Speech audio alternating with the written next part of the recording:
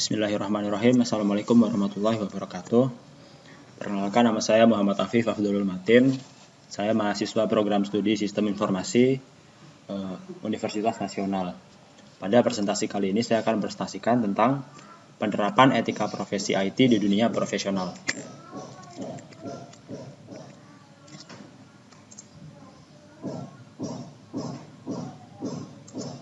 Ya, pertama, apa itu profesional? Profesional merupakan sifat atau sikap yang memiliki keahlian dan keterampilan karena pendidikan atau pelatihan yang telah dilalui. Kemudian karena telah melalui pendidikan dan pelatihan tersebut, ketika ia bekerja maka ia berhak memperoleh pembayaran karena keahliannya itu. Seorang profesional adalah seseorang yang memiliki sifat-sifat tersebut, dan seorang profesional itu terlepas dari apakah ia terikat pada suatu perusahaan atau tidak. Atau bisa dibilang dia merupakan seorang freelancer, itu contohnya. Kemudian apa itu etika profesi? Etika profesi menurut Kaiser adalah sikap hidup berupa keadilan untuk memberikan pelayanan profesional terhadap masyarakat dengan penuh ketertiban dan keahlian sebagai pelayanan dalam rangka melaksanakan tugas berupa kewajiban terhadap masyarakat. Jadi etika profesi ini merupakan salah satu bagian dari sikap profesionalitas yang memberikan pelayanan kepada masyarakat dengan penuh pertanggungjawaban. Kemudian secara spesifik, etika profesi IT itu diatur oleh kode etik ACM. ACM itu adalah Asosiasi Computing Machinery atau Asosiasi Mesin Komputasi. Nah, Association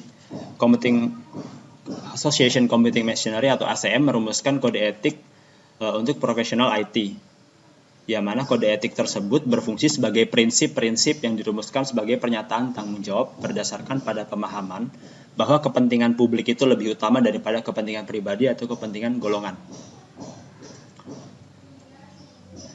Kemudian kode etik ACM itu dibagi lagi menjadi 4 bagian secara umum. Bagian pertama yaitu menguraikan prinsip-prinsip etika mendasar yang membentuk dasar untuk kode etik selanjutnya. Bagian kedua membahas pertimbangan tambahan lebih spesifik dari tanggung jawab seorang profesional IT. Kemudian bagian ketiga membimbing individu yang memiliki peran kepemimpinan, baik di tempat kerja atau dalam proses kapasitas profesional sukarela. Kemudian bagian 4 yaitu komitmen pada perilaku etis diperlukan untuk setiap anggota ACM. Dan prinsip-prinsip terhadap kepatuhan terhadap kode etik tersebut. Kemudian penerapannya di dunia IT, saya mengambil contoh yaitu di YouTube. YouTube itu merupakan platform berbagi video. Jadi konten kreator atau komunitas YouTube istilahnya, dia dapat mengupload video di YouTube, kemudian dapat menonton video di YouTube, live streaming dan sebagainya. Platform YouTube itu di bawah perusahaan YouTube LLC, yang mana YouTube LLC itu juga merupakan anak perusahaan dari Google. Kemudian apa keterkaitan antara YouTube dengan etika profesi? Di sini saya mengambil beberapa kebijakan-kebijakan YouTube yang menyangkut etika profesi IT, karena YouTube itu sebagai penyedia platform berbagi video, yang mana merupakan anggota komunitas YouTube itu tersendiri atau penonton-penonton dari YouTube itu tidak terbatas dari golongan usia seperti tua atau muda, kemudian gender, kemudian warga negara apapun di seluruh dunia bisa mengakses video di YouTube. Karena YouTube ini diakses oleh publik, maka harus ada kebijakan yang mengikat konten kreator atau pembuat video untuk mengupload videonya di YouTube agar bisa dikonsumsi oleh publik. Nah, kebijakan-kebijakannya yaitu pertama, konten seksual atau ketelanjangan. YouTube melarang video-video yang bermaksud untuk memenuhi nafsu seksual atau bisa dibilang seperti pornografi. Nah, kalau misalkan ada video di YouTube yang diupload itu memenuhi fetisisme, itu maka YouTube menerapkan kebijakan berupa menerapkan age restriction atau pembatasan usia, atau bisa dihapus videonya.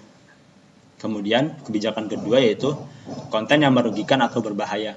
Jadi YouTube melarang video-video yang berisi konten tentang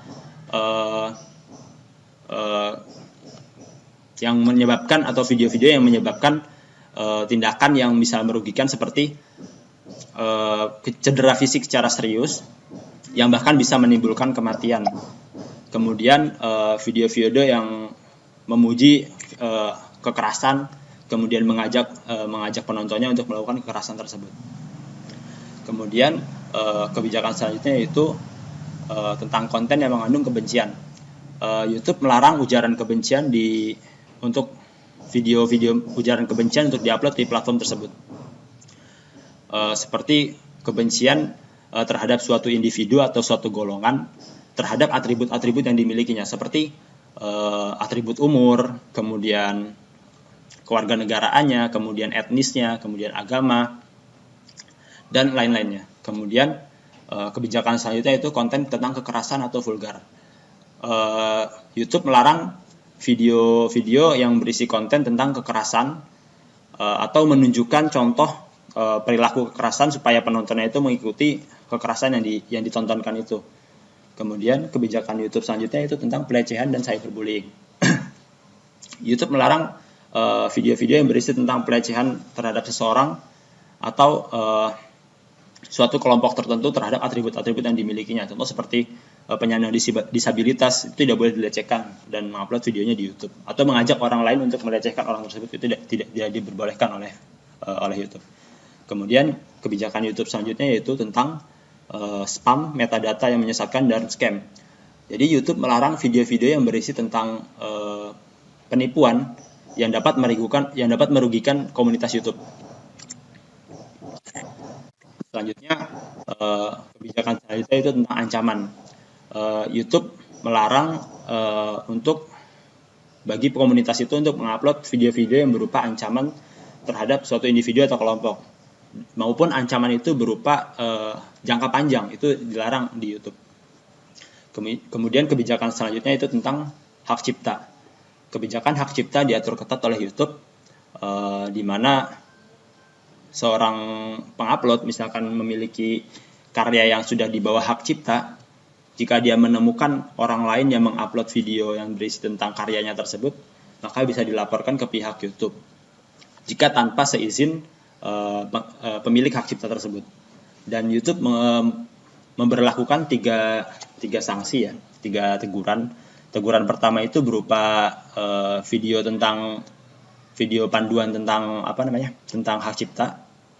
Kemudian jika di dalam live streaming itu ada pelanggaran hak cipta, maka si pelanggar akan dibatasi selama 90 hari untuk melakukan live streaming. Kemudian jika sudah mencapai 3 kali peringatan dari YouTube, maka akun tersebut akan dihapus, channelnya juga akan dihapus, video-videonya akan dihapus, dan orang tersebut tidak bisa membuat akun lagi di YouTube. Kemudian kebijakan selanjutnya yaitu tentang privasi. YouTube melindungi privasi seseorang. Apabila seseorang memiliki privasinya dilanggar, maka orang tersebut dapat berkonsolidasi dengan pengupload videonya. Jika misalkan itu tidak memungkinkan, maka korban yang memiliki privasi tersebut dapat mengajukan hak-hak privasinya ke YouTube, maka video itu bisa di-take down oleh YouTube. Kemudian kebijakan selanjutnya yaitu tentang keselamatan anak. YouTube mengatur ketat tentang keselamatan anak. Jadi YouTube melarang video-video yang berisi tentang video-video yang mengandung tekanan depresif kepada anak-anak di bawah umur. Menurut definisi YouTube sendiri, anak-anak di bawah umur itu sendiri yaitu anak-anak yang di bawah 18 tahun. Kemudian jika komunitas YouTube menemukan video-video yang melanggar kebijakan YouTube tersebut, komunitas dapat mengajukan report ke pihak YouTube, maka YouTube akan memprosesnya. Sekian video dari saya. Mohon maaf atas segala kesalahan. Assalamualaikum warahmatullahi wabarakatuh.